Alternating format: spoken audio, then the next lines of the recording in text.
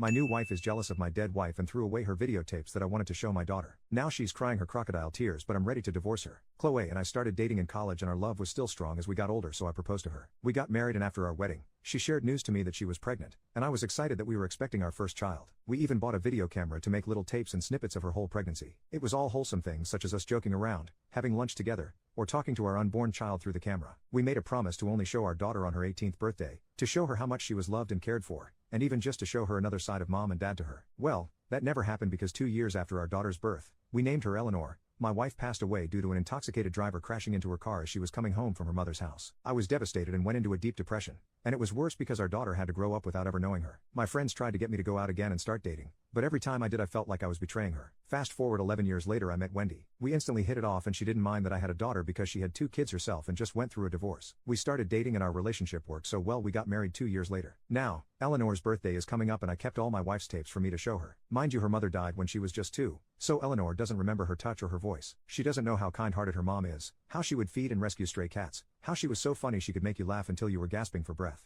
But I knew that once she saw these tapes, she would understand what her mother was like. I was excited to keep my late wife's wish and I was talking about it to Wendy, when I noticed her expression going from happy to looking a bit uncomfortable. It wasn't anything new. Wendy would always get uncomfortable when I talked about Chloe. I've never said things like, "Why can't you be like Chloe?" or "Chloe was supposed to be my only love," but I talk about her to my daughter to give her a mental picture of what her mother was like, or even when she just asks me to talk about her. But Wendy has said that she could never be like Chloe. Chloe was a model, then started working on her fashion career, while Wendy claims she's not in the best shape because she had 2 kids in college. I love both women how they are and I've never had a preference, but I didn't like that she felt insecure, especially when I only ever brought up Chloe when Eleanor asked about her. And it's not like it's a crime for a daughter to want to know what her mother was like. Still, I comfort Wendy whenever she brings up these insecurities, and that day was no different. She broke down crying and I told her I love her just the way she was. The next day after that incident she came up to me and apologized for the way she acted last night. I told her it was okay and it's good that she felt comfortable enough to share her feelings, and I gave her a tight hug and a kiss on her forehead. She asked to see where the tapes were and I showed her the box of videotapes in my closet. She thanked me for showing her and everything was fine until the next morning. I wanted to put the tapes in a prettier box, but when I went to find them, the box wasn't in my closet. I looked everywhere and eventually went downstairs to look for it, and saw my wife laying on the couch watching TV. I asked her about the box and with a straight face she admitted she threw it away. My heart dropped and I asked her what she meant. She just said I talk about my ex-wife too much and I need to move on with my life, so she threw them away as a head start. I was fuming with anger because not only did she throw away what I had left of her, she threw away my daughter's big surprise. I told her I had moved on, but even if I hadn't, she had no right to do that. She had just thrown away a huge part of my life that I would never get back. And what's even worse is that my daughter would never get to see what her mom was like. She ruined everything. When I said that, she started apologizing, but sorry wasn't going to fix anything. I just went to my bedroom and locked myself in there while I cried all night. The next morning when I had calmed down a bit,